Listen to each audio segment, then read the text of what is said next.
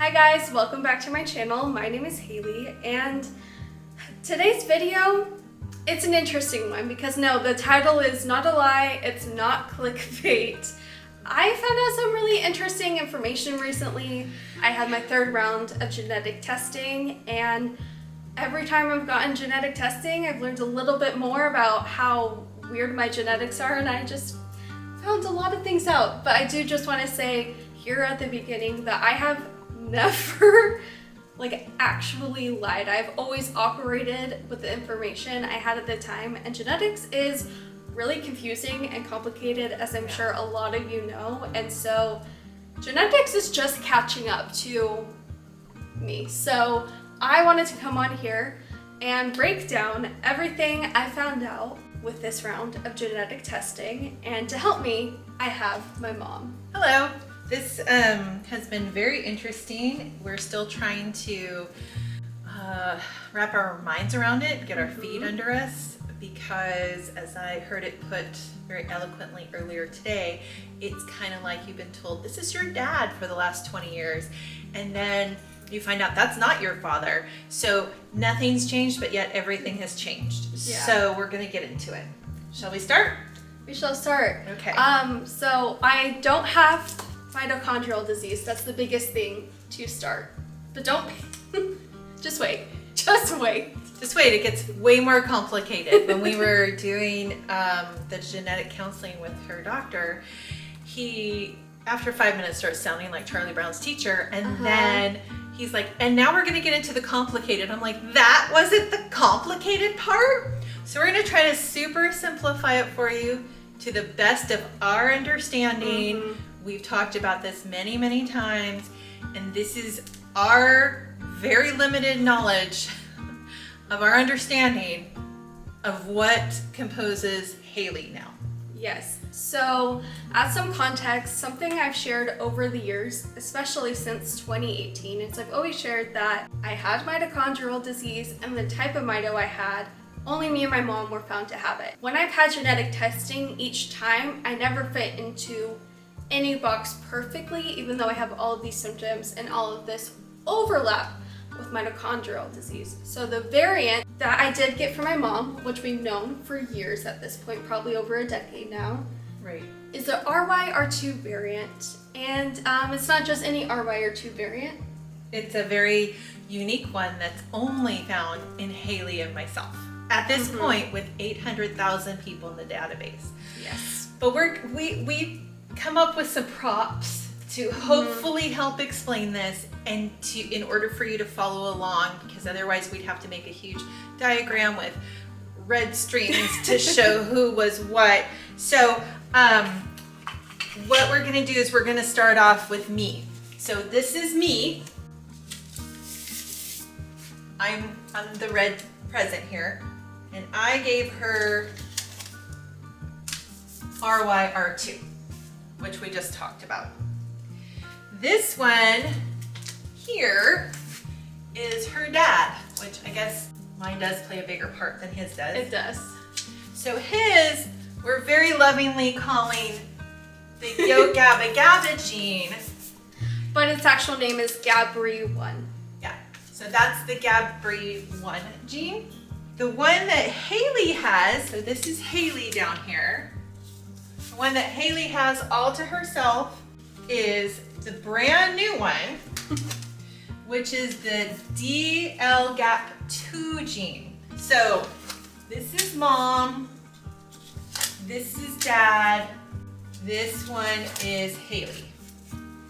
And just keep it straight.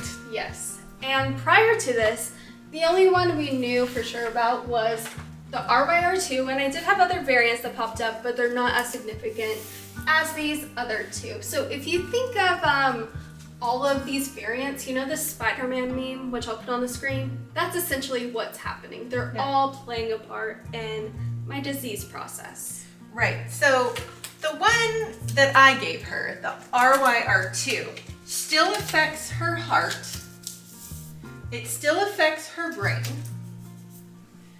and it still affects her stomach. And causes CVS, my migraines, any chronic pain I've had. That's what's responsible. And this RYR2 Here, maybe we can take this off and show it, and maybe I'll zoom in. So normal people, well, normal is the setting on a dryer, please don't mistake me. But usually, people who have RYR2, it's up here at the top. Like, that's where the problem lies with them. We're in the rectangle. We're stuck in the rectangle. We're stuck in the rectangle, so that's what the RYR2 is. And the RYR2 also causes mitochondrial dysfunction, which we will get to mitochondrial dysfunction in a minute. You might be confused and say, isn't that the same thing as mitochondrial disease? And no, it's not, and we'll get more into that in a minute. Right. Her dad's gene that he gave her, the GABRI1 gene, or we call it the Yo-GABA-GABA gene, that deletes protein. So it deletes like 100 proteins, and we're not sure exactly, but we know it's a neurotransmitter. It has something to do with the neurotransmitters that's giving her issues there. Then we get into the brand new one, which is the hardest to, it's hard to understand, but her doctor thinks the DLGAP2 is what's giving her 90% of her issues. So we are going to try our best to explain what these are. So the DLGAP2, and Haley's going to put some graphics up on the screen. You have the scaffolding that holds the proteins together. The one that's bent like this, the connecting part right here, Haley does not have. On top of not having that, she has dad's, which is deleting 100 of those proteins. So that's causing a lot of the neuromuscular issues, the problems with fatigue, can affect her brain, can give her pain, can still affect her GI system and her heart, which is compounded by the RYR2. So with all of this, that means that Haley's cells are hyperactive, they're on all the time, and in normal cells, and I use normal in quotations, an average person's cells, the cell does what it's going to do, and then it either dies or rests, and then the Grim Reaper part of the cell comes and cleans it out, gets rid of it, and a new cell is born. In Haley's cells, not only are the cells on all the time, she has no Grim Reaper to clean it up, and the cells that were supposed to die or rest are now super hyperactive and constantly going. So that's why she has such a huge energy draw. It's kind of like if your air conditioning, we're just using this example because our air conditioning just broke. If your air conditioning is running all the time 24/7, you're not home, and it's running at the lowest setting and drawing all this power, eventually it's going to burn out. There's not enough energy to keep it going. And that's kind of where we find ourselves with Haley. Yes. So all of my cells, because they're so hyperactive and so dysfunctional, they are demanding mitochondria energy, which is different than mitochondrial disease. Because mitochondrial disease, to really simplify it, the issue almost lies exactly with the mitochondria itself. That's where the originating problem is. For me, that's not where the problem is. It's coming from the outside instead of it being the inside. Does that track? Correct. So all of this to say is that she does indeed have mitochondrial dysfunction. She also has a protein deletion variant, and she has this new DLGAP2 variant. I mean, it's not new, she's had it since she was born, but we just found out about it.